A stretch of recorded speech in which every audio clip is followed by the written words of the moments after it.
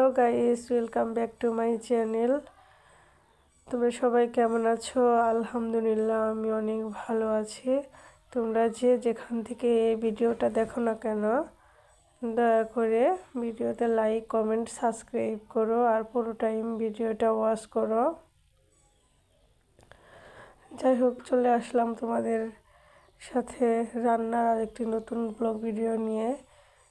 এই হচ্ছে আমার ছেলে। সে সব সময় চায় যে আমাকে, ওর দাদিকে বা ওর নানুকে যে রান্নার কাজ করুক না কেন সে হেল্প করবে। আমার ছেলে পেঁয়াজ রসুন ছেঁচনি দিয়ে ছেঁচতেছে। ও যাই হোক, সবসময় রান্না করার সময় আমাদের পাশেই থাকে, দূরে কোথাও যায় না। বসে বসে পেঁয়াজ রসুন ছিলবে, তা নাহলে চুলায় কোনো একটা লাকড়ি দিবে, তা নাহলে চুলায় আগুন ধরিয়ে খেলবে। মানে যাই হোক, সবসময় আমাদের কাছাকাছি থাকে আর একটু একটু করে দুষ্টামি করে। এ হচ্ছে আমার ভাইয়ের বউ। আমি এখন বর্তমানে বাবার বাড়িতে আছি।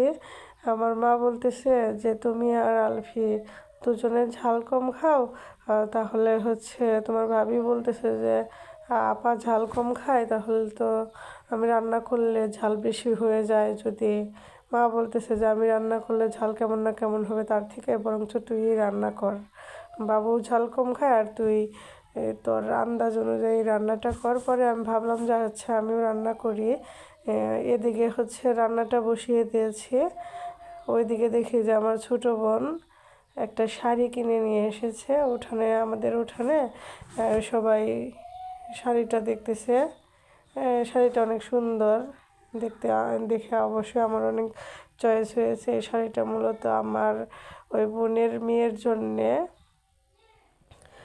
ওই স্কুলে দেখা যায় যে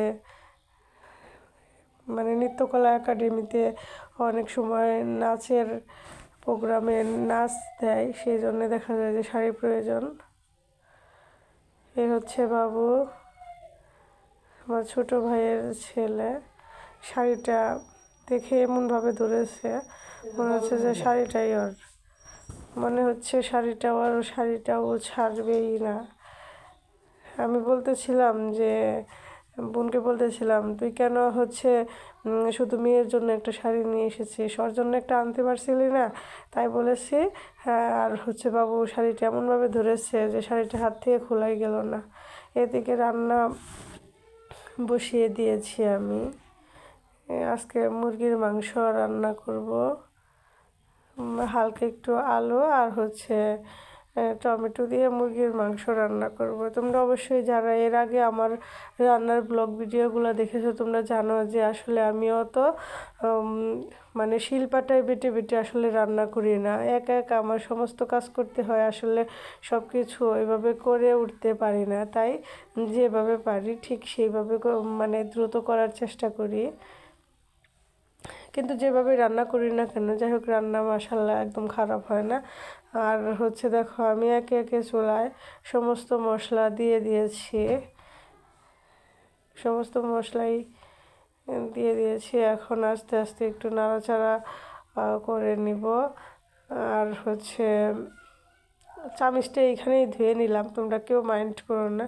আমি ভাবলাম যে চামিচের মধ্যে মশলা আছে, ভাবলাম যে ওই পানি দিয়ে একটু ধুয়ে নিই, কেউ কিছু মনে করো না প্লিজ। হ্যাঁ, যে যার যার মতো কাজ করে, আমি তো আসলে এভাবে করি না, আজকে হঠাৎ করে করে নিলাম। যাই হোক, মায়ের বাড়ি আজকে এসেছি আমি দ্বিতীয় দিন। 14 তারিখে এসেছি আর এই ভিডিওটা হচ্ছে 15 তারিখের ভিডিও। 15 তারিখে আমি হচ্ছে রান্না করতেছি। মাঝে মাঝে রান্না করি, এখানেও রান্না করি, কিন্তু আমার বড় ভাইয়ের বউ আমাকে আসলে করতে দিতে চায় না। এদিকে ভাই আর মা এরা সবাই আমার হাতের রান্না পছন্দ করে, সেই জন্যই রান্না করা।